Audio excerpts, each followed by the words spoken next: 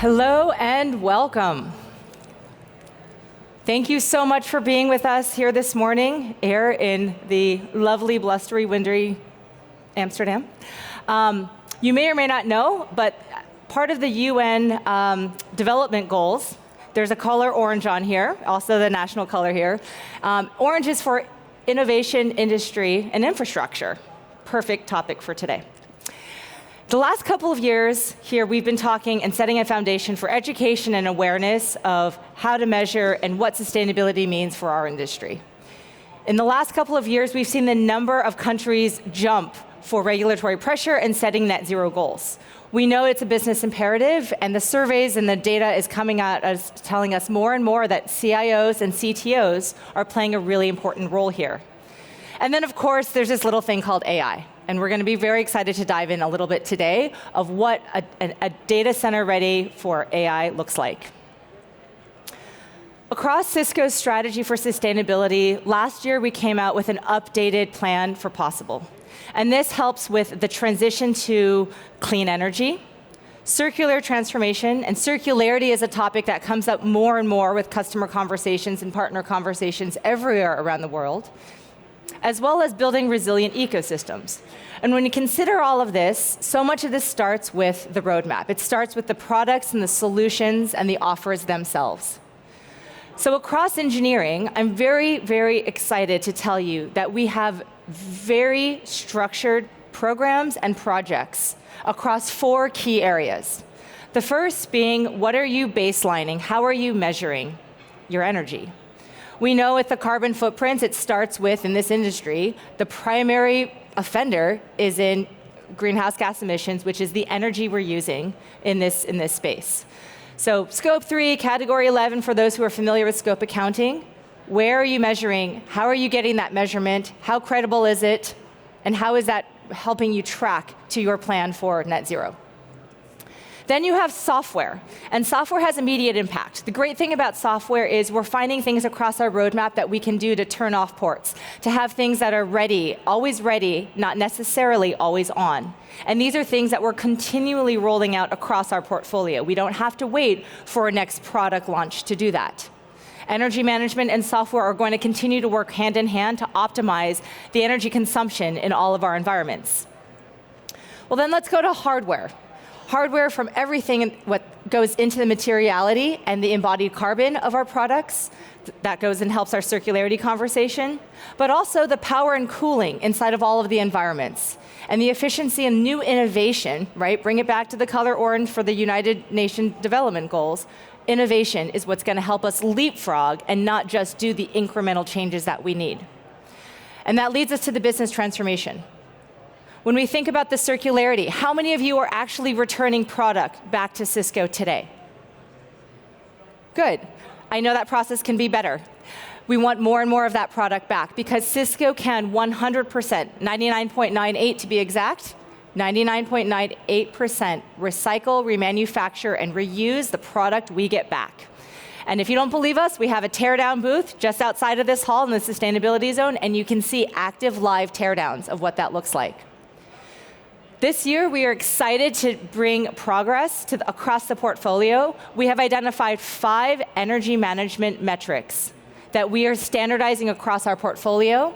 They will be available across Catalyst, Nexus, Meraki, Control Hub, right? For those who are tuning in to all of the other sessions across Cisco Live, our product portfolio and the platforms that we have today will all be standardized across these 5 energy metrics you see down below. What's more is this web capability will help pave the way to one of the many features that will be available in Cisco Networking Cloud in the future. So we need to make sure this is all tied together with the broader portfolio of networking and security as we plan for how we're going to network this power in the future. So between your energy consumption and the decisions you're making at where you are placing your data centers, where you're retrofitting those data centers, where you're building new offices, retrofitting offices, you can now bring energy management into the mix. Across Cisco's very vast portfolio, we are continuing to focus on smart buildings in the campus, internet for the future, and how the internet itself can be more and more thought conscious around carbon awareness, energy efficiency, carbon footprint, as well, of course, of our data centers. And I would be remiss to say there is a lot happening across all of these, and it starts with where you're measuring your energy management. If we look in the smart building space, we have a really interesting confluence of events that's happening around the world. We have an all-time global historical high of vacancies in office buildings. Thank you, post-pandemic. We have a changing workforce that's trying to figure out how much they're going into the office versus working from home. What's that fit-for-purpose environment? Real estate, we're seeing all-time numbers around the world of what they're going to do with some of these vacant offices and offices that are coming up for lease. Cisco's end-to-end portfolio, from Meraki to our sensors to Cisco Spaces, is helping to work inside of the over 30 different building management systems that companies are working, operators are working with, owners are trying to navigate, and technology is that common backbone. Across Internet for the Future, you've heard about our Silicon One chip for years and years. And the exciting thing, again, if you step outside and you want to take a look into our sustainability zone, you can see the changes with routed optical networking and RON, and the overall energy efficiency going to our 400 gig optics, 94% energy savings. Not to mention the size savings.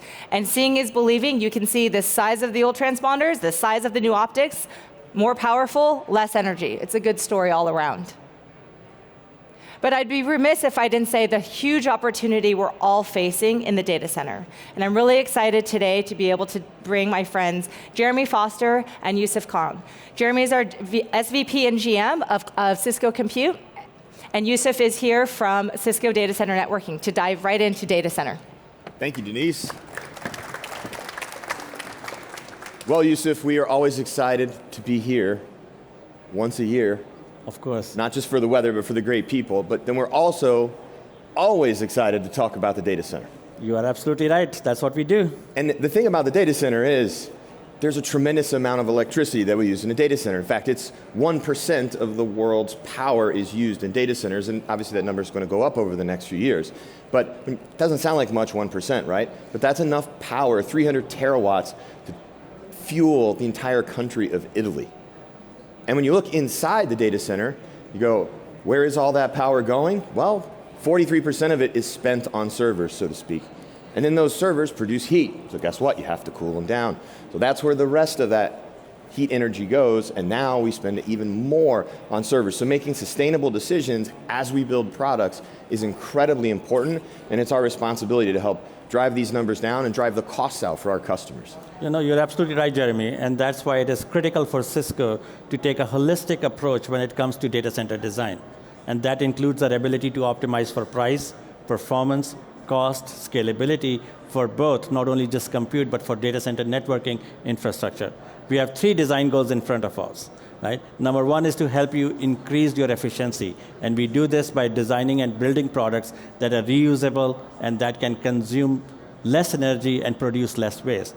Number 2, we want to make sure that we give you visibility, real-time visibility. And last but not least, not only real-time visibility on your power consumption, but also give you historical trends on how you have been consuming power, what is the emission effect of that power on your environment, and then what is the cost of the energy that you are consuming within your data center. Because we believe that visibility is extremely important, and without that visibility, there is no sustainability. Yeah. Right? You have to understand how to measure and see what we can see. Absolutely. Is really, really important. Yes. And just by a show of hands, I mean, how many folks in the room have gotten larger IT budgets to now meet all the sustainability requirements?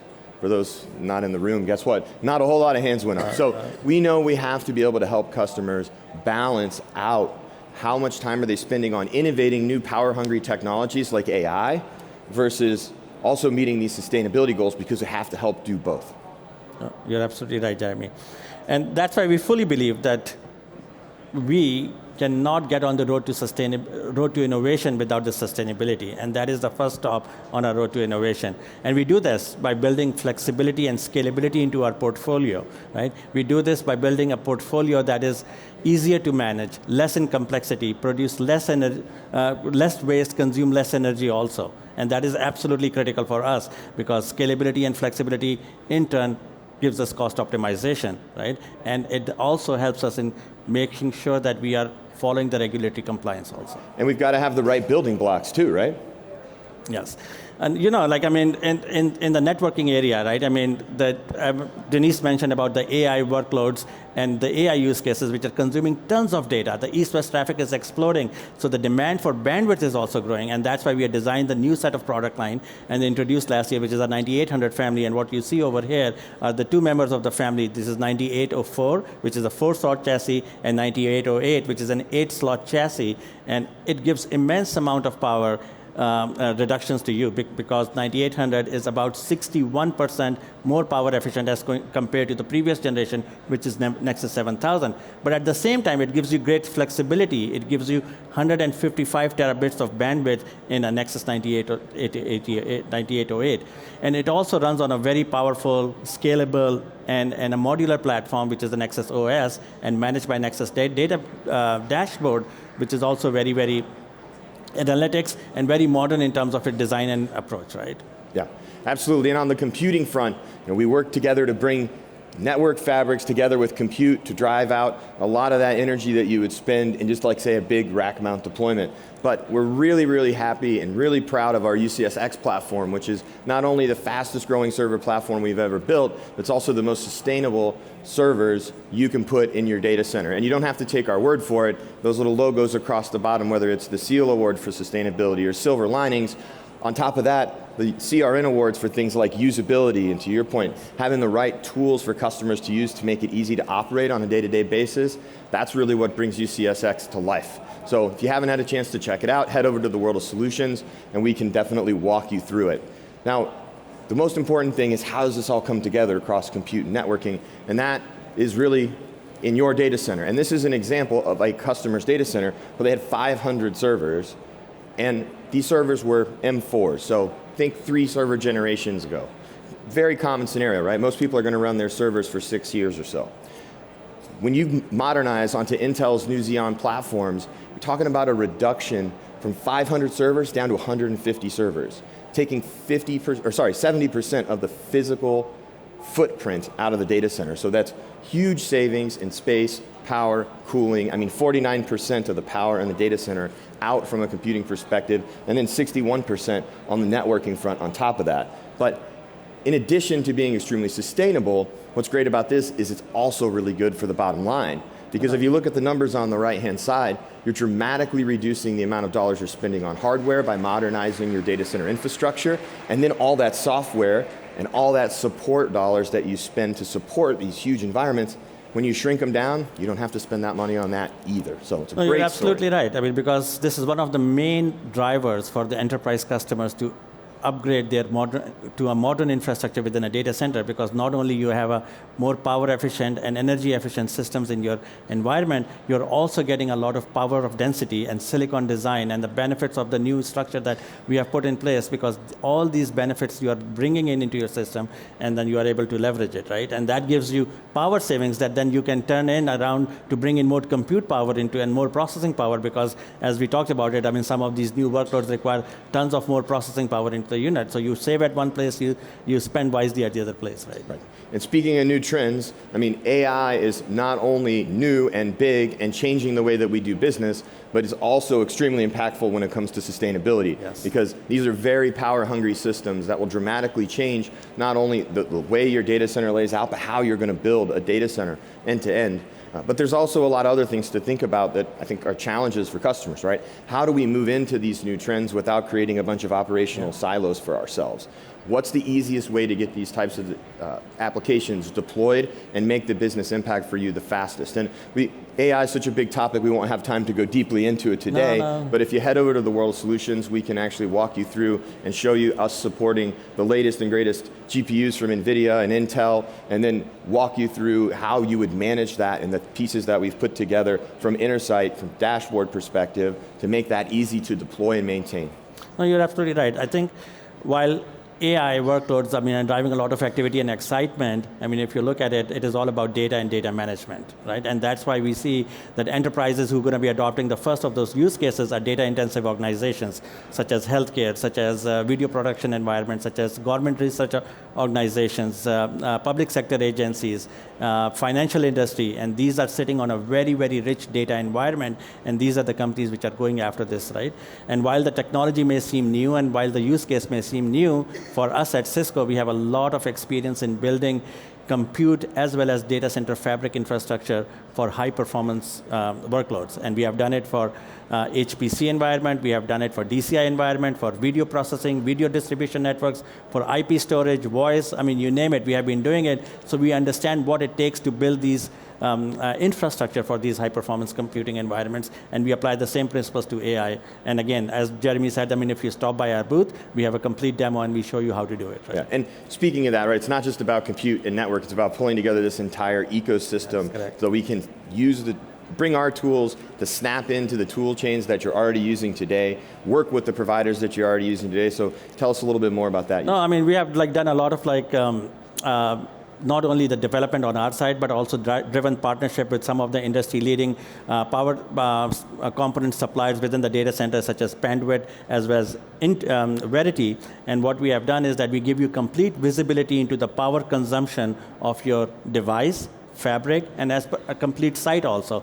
And not only just for the Nexus switches that are in the environment of your data center, but also anything that is plugged into a PDU within a rack, we have the visibility not only to the real-time power consumption, but also about the historical trends. We tell you how much power you are consuming, how much cost it is incurring, that power consumption, as well as what is the carbon footprint looks like. And we give you visible information and also historical trends so that you can make intelligent decisions about where you want to place your workloads. Right, and I think what's really great about how we go to market with these partners is how we bring together those Cisco validated designs or CVD documents, right? It's all about making it easy for customers to be able to deploy this entire ecosystem into one of these use cases you see in the blue. So whether you're looking to modernize your applications that are running in your data center, modernize your data center itself, we can help you with any of these types of use cases, working with these other folks within the industry to make it easier and to make sure you're deploying these environments in the best practices possible. Yeah. And speaking of customers, I think we have a really great one that I can't wait for you to hear their story. Denise. Yes. Thank you. Thanks so much, Jeremy and Yusuf. I am thrilled to welcome to the stage CTO and co-founder of Cluster Power, Vladimir Ester. Please help me in welcoming. Have a seat. You guys are in for a treat because, again, remember industry, innovation, and infrastructure. This story brings all of this together. Oops, here we go. Brings all of this together. Can you tell us, Vladimir, a little bit about Cluster Power? Well, Cluster Power, it's a company that currently owns and operates one of the largest data center infrastructures across Europe. We are talking about the first campus built specifically for data centers in Romania with a scalability of 200 megawatts. So we're talking about hosting 2 megawatts of IT load in a tier-3 certified environment, which can bring an uptime availability of roughly 99.982%. It's amazing. And why did you choose Romania? Talk us a little bit about the location of the importance for Cluster Power. I think it would be a good starting point to explain a bit the status quo of the data center industry. So looking back to 2019, before the pandemic, Europe was already going through an energy crisis. So the traditional markets for data centers across Europe, which are collectively known as the FLAP-D markets, the Frankfurt, London, Amsterdam, Paris, and Dublin, were already facing challenges with accessing the high voltage grid network. So basically having power availability to sustain the continuous growth and demand of IT workloads. So because of that, accessing this power was becoming a challenge. Also from a regulatory and ESG perspective, it has become more and more difficult to build. In Romania, we have a great energy mix. We have hydropower, you have nuclear power, and great renewable sources as wind farms and photovoltaic plants. So access to this kind of energy was much easier. Also, from a business and perspective, Romania was sometimes called the European Silicon Valley because of the emerging and very vibrant IT innovation that was happening on one hand, and on the other hand, a great human resources available within the country. But those resources and those companies did not have access to hyperscale infrastructure. Yeah. So that was a big business opportunity for us. It's incredible that you had the foresight back in 2019 to put a location of a data center that's close to renewable energy resources. Here in the Netherlands, renewable energy is over 90% of the country's electricity today, right? And as we transition to clean energy, we're going to need more and more. Can you tell us a little bit about the sustainability benefits you've seen to date? Yeah, of course. So we had a very special approach on that, and cluster power actually comes from joining two industries together. Cluster comes from the IT side, of course, but power comes from our energy background. So what we've done right from the beginning is that we have deployed a 3-generation plant. I will explain it in a bit what that means, within the data center campus.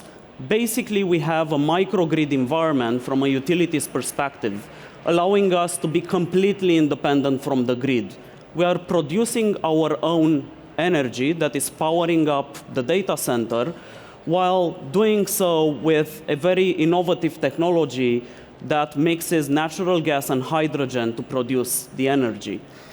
With this solution, that allowed us not only to be independent, but also to be extremely, extremely efficient and sustainable at the same time. Because we are using heat recovery systems from the power generation plant, as well as from the data center itself. And we are turning this thermal energy into cooling. We're cooling water that is eventually going to cool down the data center itself. So because of that, we are now sitting at a PUE of roughly 1.1. This is the power usage effectiveness indicator that tells how much a data center consumes on top of the IT workload. And if we are comparing to the industry average, which currently sits at roughly 1.6, yep, the PUE, we're basically more economical with basically half of kilowatt for every kilowatt of IT load. It's incredible. And when I think about these industries coming together, so many of our customers are asking the question, where do we invest in retrofitting our data centers or even building new ones that are going to be AI ready for the future? Can you tell us a little bit about the Cisco technologies you've implemented? Yeah, of course. So I think that it was quite important that this was a green project. So we were able to design it right from the beginning based on our strategies and our business objectives that meant that we needed to build scalable, efficient, flexible, modular solution, as well as secure, in order to provide our customers with public cloud services, as well as private cloud and private GPU cloud services.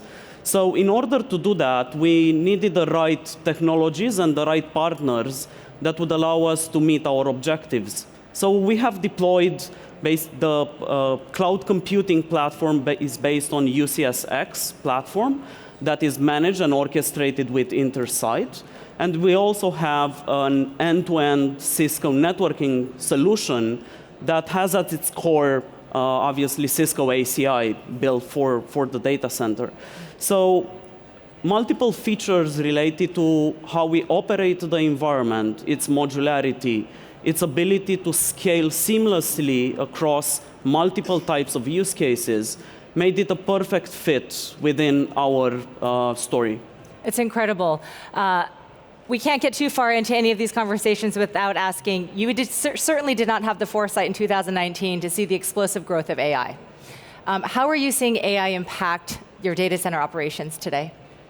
So I wouldn't say that we saw this in 2019, but we already had partnered up with NVIDIA in 2021, and currently we are a cloud service provider that provides with artificial intelligence infrastructure as a service based on NVIDIA technologies.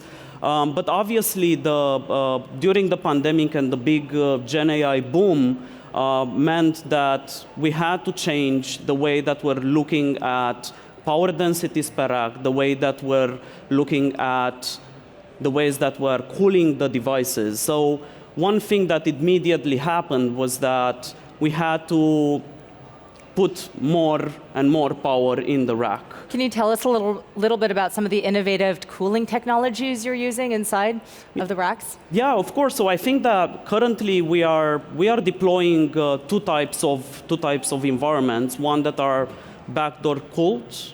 So we are trying to bring the cooling solution closer and closer to the actual workloads. So one is with backdoor chillers that are obviously chilled through the solution that I've mentioned earlier with the chilled water. So we're, again, very efficient. And we're now moving to direct chip cooling that allows us to scale currently at roughly 70 kilowatts per rack. Again, if we're looking from a PUE perspective and taking into consideration that we're pulling out the ventilators, basically, we can even say that we can reach a negative PUE. It mathematically is not necessarily correct, but well, we also know that PUE is not entirely the most accurate measurement, exactly. right? It doesn't account for all of the inefficiency that's happening inside the boxes. So as you talk about deploying these architectures for liquid cooling and direct to chip, now we're starting to get after even more efficiencies. It's incredible, this entire story, and I think about how do we replicate this model? We talk about DC microgrids as though they're a thing of the future. In fact, you've done it for a data center, so really commendable to you. How do you see us replicating this model across other locations, particularly in Europe? So we have definitely built a blueprint, and I think that for the customers that are trying to build their own data centers or are looking at this from a colocation perspective, they need to understand that in order to become more sustainable and more efficient, you need to use more of what you have already. So what this means is that you need to look at it from a different perspective by integrating not only the IT infrastructure with the application, but also with the data center fit-out solutions like the colocation, the DCIMs and the building management systems, as well as the energy aspect. So our use case allowed us to basically have a holistic view over the entire process, from energy production up to workload optimization in the data center. So being able to look into Intersight and to the application orchestration to see how it runs, to do forecasting based on future demand, it allows us to optimize the entire cycle and thus becoming more and more efficient. So obviously we would be more than glad to discuss with anyone and to share more details about our case and help in any way that we can. Vladimir, I cannot thank you enough for being here to share that story and some of these best practices. Thank you for joining us today. Thank you very much. Thank you. I hope you found that example as invigorating and inspiring as I do, because it's real. And I think when I come to this region, as certainly annually for Cisco Live, but whenever I come back to this region, EMEA is on the forefront of the conversation with sustainability and a bit more mature than the rest of the world, right? The leadership that is happening here to take some of the ideas of integrated, holistic thinking, whether it's for circular design, whether it's to help grow the top line or take care of the bottom line, we're seeing that happen at more and more CXO levels and board levels across the world. So when I think about Cisco's offerings and our solutions for end-to-end sustainability, we are in fact looking at every part of that, not just in the solution product base of the roadmap, whether again it's the energy management, the hardware and the software, but how will you return that back? Our Cisco Refresh program has been around for over 20 years. We launched our partner specialization program back in April of 2022. And we now have over 1,000 partners registered for this program. We're starting new programs that welcome OT vendors and partners into the ecosystem. And we're seeing the numbers of OT partners coming at us with partners we would have never dreamed of putting into an integrated ecosystem. GreenPay gives upfront discount for ensuring that we're getting product back so that product can have a useful life after, and we can start minimizing how much goes to recycle versus reuse.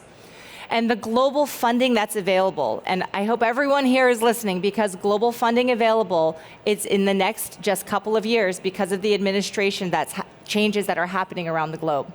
We've measured $11 trillion across 15 countries to be deployed, again, in industry, innovation, infrastructure, digitization of buildings, data centers, just in the next couple of years. Cisco has global funding offices around the world to help you on that journey. It's a lot of paperwork. We have offices and people in country to help you with that. And CX services across the board have things to help you get started. If you just need a baseline, where do we start? Along with so many of our other partner ecosystems that you're likely already working with. And so when I think about wherever you are starting on this journey today, it always brings me great joy to come back to this region because most people have already started on this journey. Likely your company already has goals and commitments to net zero. The question is how real and how credible and how accurate are your execution plans to get there? And whether we have things on our roadmap that are helping you today or the things that we're innovating for the future, you can certainly know that you have a partner in Cisco, not just as a technology vendor, but as a partner on your journey to sustainability. I can't thank you enough again for being here today, and I wish you a great rest of your Cisco Live here or virtually. Take care.